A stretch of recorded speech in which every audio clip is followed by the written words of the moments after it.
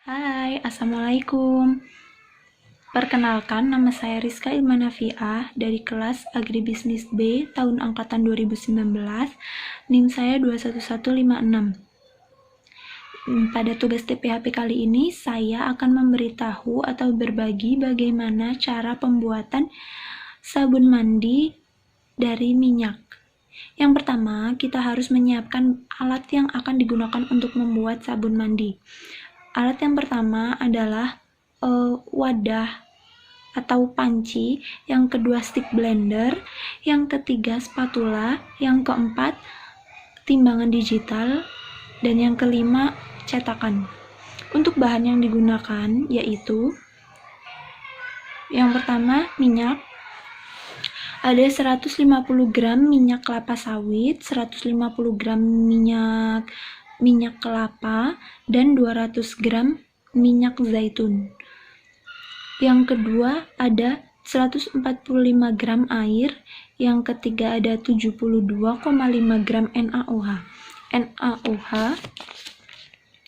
Lalu cara pembuatannya untuk yang pertama, kita masukkan air ke dalam wadah yang telah disediakan tadi. Lalu kita masukkan NaOH. Secara perlahan. Nah, dari NaOH yang masuk ke dalam air itu akan mengeluarkan reaksi, yaitu air yang mendidih dan mengeluarkan uap yang menusuk. Aduk sampai semua NaOH larut atau tercampur rata, lalu diamkan beberapa saat sampai NaOH mencapai suhu di bawah 40 derajat Celcius.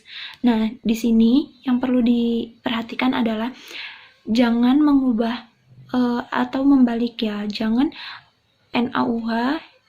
air yang dimasukkan ke dalam NaOH, karena itu akan bereaksi sangat besar, yaitu akan meletup seperti gunung yang meletus.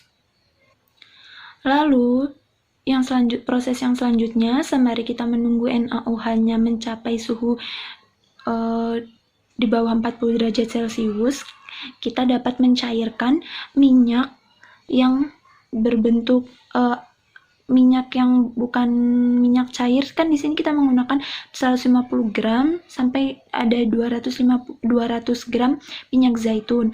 Nah, sembari menunggu NaOH-nya berada di suhu di bawah 40 derajat Celcius, kita bisa mencairkan minyak-minyak tersebut. Nah, untuk step yang selanjutnya, ketika suhu larutan NaOH sudah mencapai 30-35 derajat Celcius, tuangkan ke dalam minyak yang sudah dicairkan tadi secara perlahan, lalu aduk menggunakan stick blender hingga mengental. Ketika